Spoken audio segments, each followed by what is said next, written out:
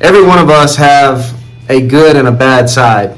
If you deny that, you're lying to yourself. And there was a story of this Indian chief who was spending some time with his grandson, and he's trying to teach him a life lesson. And he says, "Grandson, every man has two wolves that live inside of him, a good wolf and a bad wolf, and they're constantly battling at war with each other, fighting." And the little boy says, "Well, grandfather, which wolf wins the fight?" And the chief answered, "The one that you feed the most." And that's so true. When it comes to humans and how we deal with our cravings and our decision making and whether we do good or do bad, it always starts in our mind, and it always is up to us which nature gets stronger in our life. So think about this. You really do have two wolves. Now, I'm a big wolf fan. I got a big wolf tattoo here. He's going to stick with me for a while. And funny story, my nickname is Wolf Bear, for those of y'all that do not know. And it's a long story, so I won't bore you with it. But essentially, me and a friend, Eddie, were taking a road trip up to Asheville, North Carolina.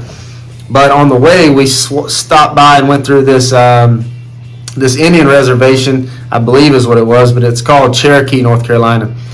When you come into Cherokee, on the road, on the side of the road, there's these big bear statues, and they're painted like other animals. So you would have a bear that's painted like a fish, a bear that's painted like a squirrel, just a bear that's painted like Medea. Just there's like a bear's painted like other things, but it's other animals. So basically, we pull up into Cherokee, North Carolina, and we were both just delirious tired. We've been on the road forever. Anyways, we pulled up to a stop sign, and Eddie looked over and he saw this big, well, actually it was me. We pulled up and I saw this big bear painted like an eagle. For whatever reason, I just looked at him and said, "Eduardo, you are Eagle Bear." And he said, he looked over, and the next one he found was painted like a wolf, and he said, "And you are Wolf Bear." And from that point on, stupid and funny as that sounds, that's how my nickname came to be. So for the rest of that trip, we would, if someone was hungry, like I would say, "Wolf Bear hungry," or if he was mad, "Eagle Bear angry," and that's kind of how we talk. Boys, we can be stupid. So anyways, long time ago, good memory. So I've got this thing with wolves, and just as the teaching point, just to bring it back, you got to understand that we all have a good side and a bad side. There's no way around it. And you have to be careful about what you're feeding, which wolf you're feeding. If you have a craving and you give into it, your mind and your body is going to want that again. I'll never forget in college when I started drinking Mountain Dews. After I drank a Mountain Dew during my test taking week,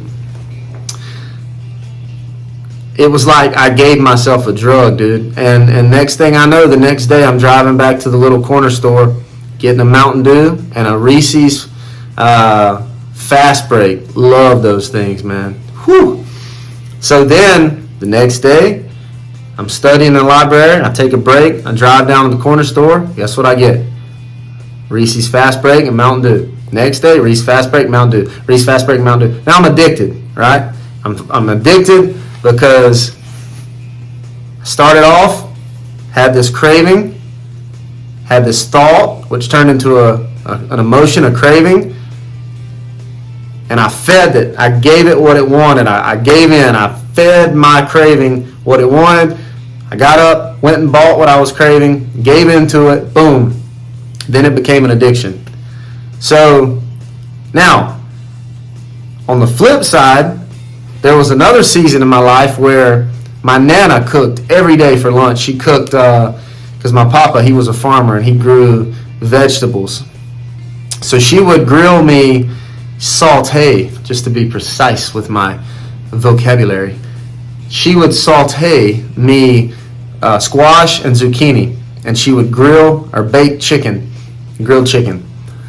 And when I first started, I thought, well, hey, I put that thought in my mind. I was thinking about how can I lose some weight, be healthy. I was getting ready for a triathlon. So we tried it. Boom. Ate it. Then it became a craving. And I kept giving in. I kept feeding it. I kept feeding myself that good thing, that healthy thing, until it became a habit. Until it was no longer hard to do it. It was just like on autopilot. So the things that you put in your head turn into if you keep thinking about them, they turn into the things that you crave. And then you're left with an option. Am I going to feed this craving, or am I going to starve it? So which wolf are you feeding? Are the things that you're doing in your life, are you doing good things? You got good habits going on? Or are you caught up in a bad habit, going down to the corner store, getting you a Reese's Fast Break and a Mountain Dew every day? And you know what your Reese's and Mountain Dew is. You know what your bad habits are. You know what that thing is that you keep looking at, or that thing you keep doing, or that person you keep private messaging and you're married. I mean, you know, like we all know the things that we're doing in our life that we're like, man, this isn't a good road that I'm starting down. So the next question is, how do I kill it? How do I kill that wolf? How do I kill that craving? How do I kill that desire? In my experience, you got to starve it to death. You got to starve it to death. You just can't feed it, and those cravings will go away, but it's not going to be easy. You take a wolf. If he's desperate and hungry, he's going to be growling. He's going to be howling. It's going to get louder and louder and louder until it dies. And that's something that you got to accept going into this. If you're trying to kill a craving that you got, or kill a habit, kill the bad wolf that you've been feeding for so long, the way to kill that sucker is to starve it to death. So you got to stop feeding it, whatever that is. Whatever you're doing that keeps feeding that craving, that's your problem. And that's the thing that you got to focus on starving out. Now, most people, for example, when it comes to weight loss, and I'm no great example of this because I'm just now starting to try again to get serious about my weight, my health. But most people, the difference between getting down to a healthy weight and not is about 4 to 5 days of being really uncomfortable. But most people refuse to go through that to kind of break that cycle, to kind of stop going to the store for 4 or 5 days until, because as soon as that wolf starts howling and talking to you, you need to get that, you need this, you need to have this, you give into it. But if you would take 3 or 4 days and just learn to starve that thing while feeding something better, then you would beat it.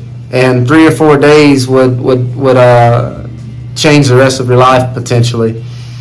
But you got to be willing to go through that starving process, and while you're starving that one thing, you got to be feeding the other. Like Mr. Gaines was a personal hero of mine. It was the way I saw Mr. Gaines was he was my first cousin's grandfather. He wasn't my grandfather, but he was a mentor to me.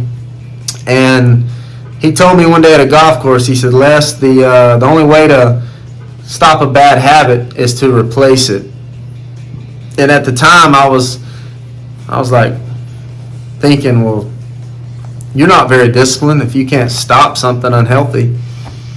Because I was young and, tough and superhero in my head, I guess. And the older I got, I realized, no, he's right. Like, just starving that one thing is not enough. You've got to start feeding that good side of you. You got to start doing some good things to get your mind off the bad things. You got to start feeding the good, something good in your life, thinking good, going and doing a good hobby, starting to eat healthy. Like, you got to start feeding the good things, the positive things in your life, while you're refusing to do that. And just as a scripture, I think I'm going to try to put it right here. Bam. Somewhere in here. In the Bible, Luke chapter 6, verse 43 through 45 says this, and it's talking about a tree and its fruit. It says, no good tree bears bad fruit, nor does a bad tree bear good fruit. Each tree is recognized by its own fruit. People do not pick figs from thorn bushes or grapes from briars. And that's like an analogy to help us understand this next piece of it.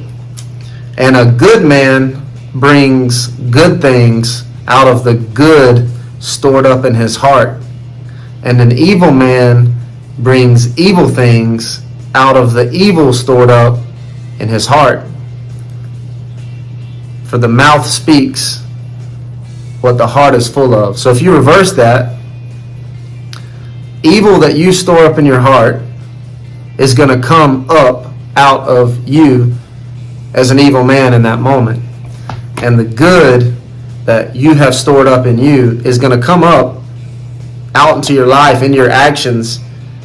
And in that moment, you're being a good man because the good that you chose to feed and put in you is now coming out. And it's like good in, good out, bad in, bad out. You know, if you're thinking and the things that you're consuming, the information, what you're watching, what you're listening to, the people that you surround yourself with, all of these things are an analogy to consuming, feeding, eating, taking what is out here and letting it come inside of you, into your mind, which turns into your will or your cravings. And as I've said, and I'll say a million times, we're not very self-disciplined as humans. So if you allow something to get to the craving spot because you didn't stop it here, then most of the times you're going to act out on your cravings. But you're going to have to the rubber's going to meet the road in life, and you're going to have these cravings that you got to make a decision. And am I going to starve this? Am I just going to endure this craving for a few days or a few moments or a few hours? Because it's going to pass. Like, it's going to pass. Like my Nana, for example. I'll never forget, she she was trying to give up sweets. And if you know my Nana, she loves sweets, dude. Man, she actually eats her dessert first. But she was taking a time of her life to fast and pray. And the thing that she wanted to fast and give up was sweets. Now, I'm thinking it's going to take God if she's going to pull that one off, because my girl loves some desserts. And she did it. And I'll never forget my Nana telling me, Leslie, it's not even hard at this point. After the first 3 days, it's easy. And I'm thinking, man, it was eye-opening for me. So whatever it is in your life that like you really want to get rid of, you can do it. Like these cravings and the thing that you keep doing, the money that you keep spending, the words that you keep saying, the things you keep looking at that's pulling you away from the things you want most. And that's the thing. Many times we know what we want most until we get in a moment of craving. And you got to figure out how you can somehow see the thing that you know you want most that's on the other side of what you want most in that moment. It's temporary. And somehow starve out that craving and start feeding some good things in your life. Looking at good things, listening to positive things, getting around people that are positive, that lift you up. And eventually you'll detox yourself. And, the person that you are, the way you think and the way you feel will flush out the bad stuff, So good in, good out, bad in, bad out. What are you consuming? What are you watching? What are you listening to? Who are the people that you're hanging around? Because look, you are who you hang with. If you spend a lot of time with negative people, you will become negative. If you spend a lot of time with Jesus, you will start acting like Jesus. If you spend a lot of time with anyone in particular, you'll start acting like them. Just think about it. Think about who you spend time with. Think about your habits, and think about your best friend's habits, what they do, what they talk about, what they listen to. So I'm throwing a lot at you, but the main thing, back to the first story, is we all have good and evil inside of us, and it's a good wolf and a bad wolf. And as the little boy said in the story to his chief grandfather, who wins? And his answer was, with a lot of wisdom, the one that you choose to feed the most. Hope this makes sense. I hope that you guys learn something from that. I know that this lesson never ends. Every day, both of those wolves wake up, and you got to choose which one you're going to starve. And while you starve, you got to be feeding the good so that you can flush out those bad habits in your life and start feeling good on the inside. 'Cause